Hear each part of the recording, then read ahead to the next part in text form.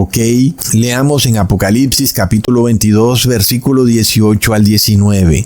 Yo testifico a todo aquel que oye las palabras de la profecía de este libro. Si alguno añadiere a estas cosas, Dios traerá sobre él las plagas que están escritas en este libro. Y si alguno quitare de las palabras del libro de esta profecía, Dios quitará su parte del libro de la vida y de la santa ciudad y de las cosas que están escritas en este libro. Hermanos, es una maldición tremenda. ¿Y qué pasa con la gran mayoría de personas de este mundo, inclusive los cristianos, que no tienen en cuenta esta maldición y que a toda hora andan felices con estas nuevas traducciones, nuevas versiones internacionales? Nuevo lenguaje, nueva Biblia en español, nueva Biblia King James, etcétera, que son Biblias con palabras agregadas. Y entonces hay una maldición. Puede que tú no hayas hecho la traducción, pero el hecho de que tú toleres esto y lo aceptes y lo interiorices, te hace igual de culpable que aquel que introdujo esa palabra ajena en la Biblia. En este caso aquí le han añadido a este versículo la palabra día. Es una palabra ajena y eso trae una terrible maldición, como ya lo vimos en el video pasado. Las personas terminarán recibiendo las 7 últimas plagas de la ira de Dios. Y es una palabra que parece pequeña y parece que fuera correcta, pero es una palabra ajena. Y eso significa que esa palabra desconfigura por completo el significado que Dios quiso darle a ese versículo. ¿Lo vemos, hermanos? Queremos ser más inteligentes que Dios y pensar, sí, claro, Jesús resucitó en domingo, me parece totalmente lógico que diga primer día de la semana. No sé por qué Dios no puso primer día de la semana, pero me parece que es como lo obvio. Pues no nos funciona de esa manera. Si Dios no puso esa palabra es por algo, ¿verdad, hermanos? Entonces, cuando nosotros leemos los textos originales, que lo podemos encontrar en cualquier Biblia en griego, koiné, o también en internet, donde queramos buscarlo, es muy fácil. Vamos a ver que la palabra hemera no se encuentra en ese versículo, ¿ok? Ahora, sí es cierto que Jesús resucitó en domingo, pero el hecho de que la palabra día no aparezca nos quiere decir que el domingo como día semanal no tiene ninguna importancia. Porque sí es correcto que el hecho de que Jesús haya resucitado en ese día tiene una importancia, pero no tiene que ver con el día de la semana, tiene que ver es con una fiesta, ¿ok? Y eso es lo importante. Dios no se refiere al primer día de la semana, se refiere a la primera fiesta de la semana. ¿Ok? Muy importante. Entonces, ¿qué pasa? Este versículo nos revela el primer Shabbatón. Jesús resucita en el primer Shabbatón, o como lo traduce la Biblia Jubileo 2000, Jesús resucita en el primero de los sábados. Y eso nos revela que la resurrección de Jesús coincidió con la fiesta anual de las primeras frutas, conocida también como la primera semana o el primer Shabbatón. Y es por eso que Dios en ese versículo hace referencia a la fiesta, no al día de la semana, que hoy conocemos como domingo. Muy importante. Leamos en Levítico capítulo 23, versículo 10 al 12. Habla a los hijos de Israel y diles: cuando hayáis entrado en la tierra que yo os doy y seguéis su mies, traeréis al sacerdote una gavilla por primicia de los primeros frutos de vuestra siega. Y el sacerdote mecerá la gavilla delante de Jehová para que seáis aceptos. Al día siguiente del día de reposo la mecerá, y el día que ofrezcáis la gavilla ofreceréis un cordero de 1 año sin defecto en holocausto a Jehová. Entonces miremos la estructura. La Torá, que significa la ley, nos revela esta estructura. Jesús, cuando dice que Él ha venido a cumplir la ley, nos revela que Él debe cumplir esta estructura. Jesús resucita en la fiesta de las primeras frutas, la cual ocurre al día siguiente del día de reposo. Es decir, ocurre en el domingo, que es el día siguiente del día de reposo. Jesús duró muerto en su tumba todo el día sábado, que es el día de reposo. No hay ningún cambio en el día de reposo. Jesús resucita en la fiesta de las primicias, que es una fiesta en donde Dios recibe el primer fruto de su cosecha. ¡Qué tremendo, hermanos! Entonces miremos que el concepto de un cambio de día de reposo de sábado a domingo desbarata por completo toda esta riqueza de conceptos.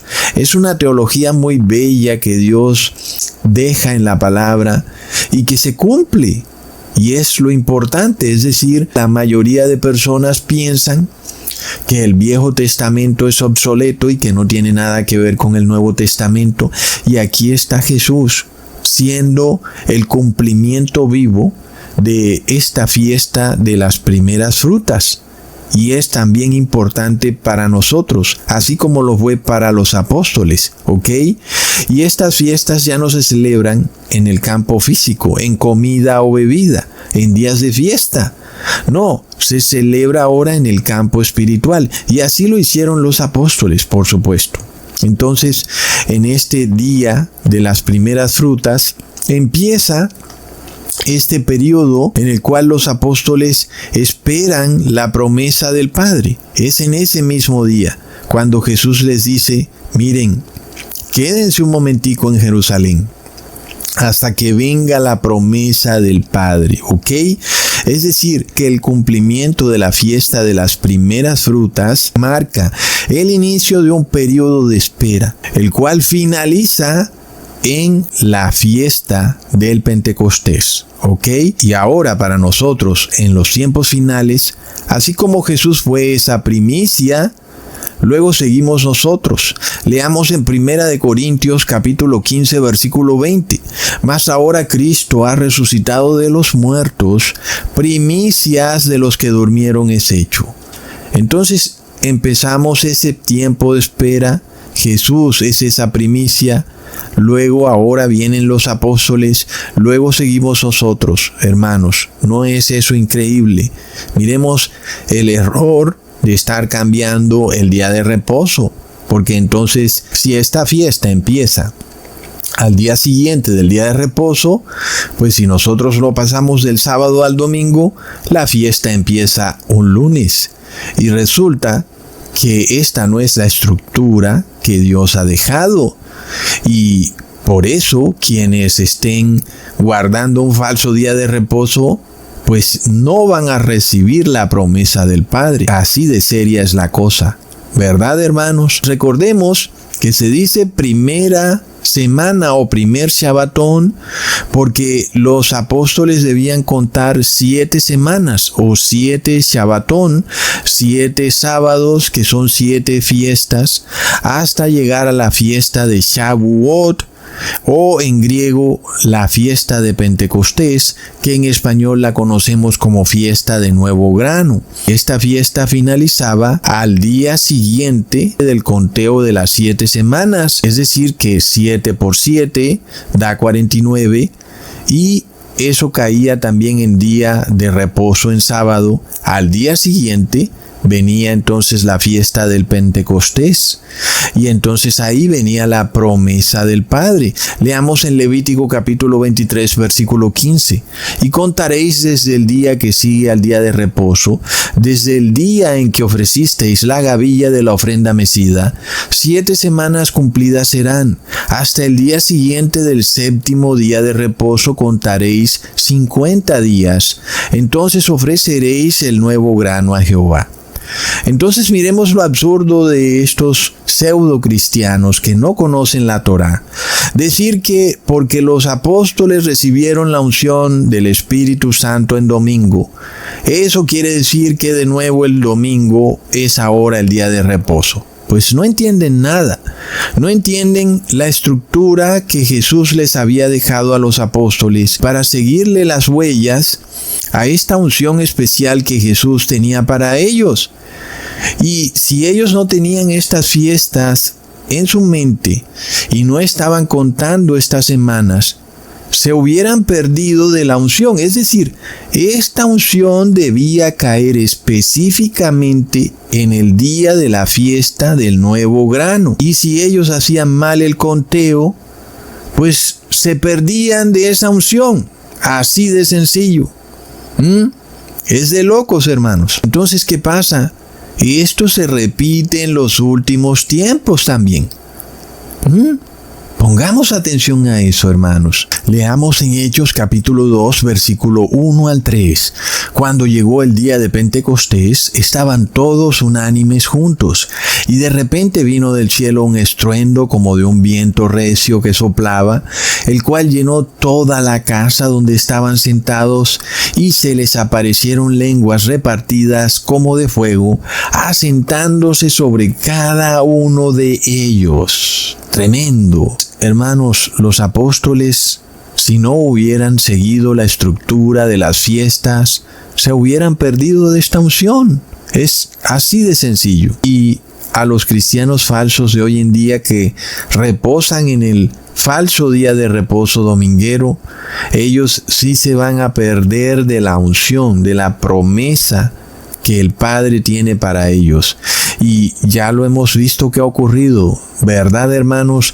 La mayoría tiene el 666. Se dice que un 75% de las personas de este mundo ya tienen el 666. Miremos esto, hermanos.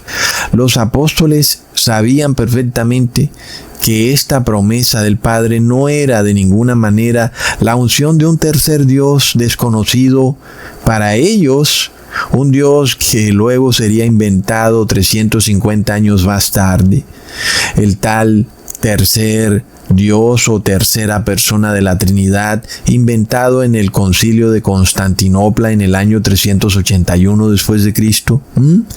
Ellos no tenían ni idea de lo que ocurriría. Sin embargo, ellos sabían que la unción que recibirían sería el derramamiento del Espíritu Santo de Jesús. Leamos en Hechos capítulo 2, versículo 15 al 18. Porque estos no están ebrios como vosotros suponéis, puesto que es la hora tercera del día, mas esto es lo dicho por el profeta Joel. Y en los postreros días, dice Dios, derramaré de mi espíritu sobre toda carne, y vuestros hijos y vuestras hijas profetizarán, vuestros jóvenes verán visiones, y vuestros ancianos soñarán sueños, y de cierto sobre mis siervos y sobre mis siervas en aquellos días derramaré de mi espíritu y profetizarán. Ahora, ¿qué significa esto para nosotros en los tiempos finales? Pues que hay que poner atención a los eventos que también ocurrieron alrededor de la muerte y resurrección de Jesús. Porque aunque nosotros no vamos a tener ya fechas específicas, nosotros vamos a estar guiados por eventos específicos que nos van a revelar cuándo empieza esta fiesta de las primeras frutas y cuándo llega el día de Pentecostés, porque antes de que Jesús fue colgado en el madero, vimos que en Jerusalén se desató un colectivismo, como lo llama también el Vaticano hoy en día.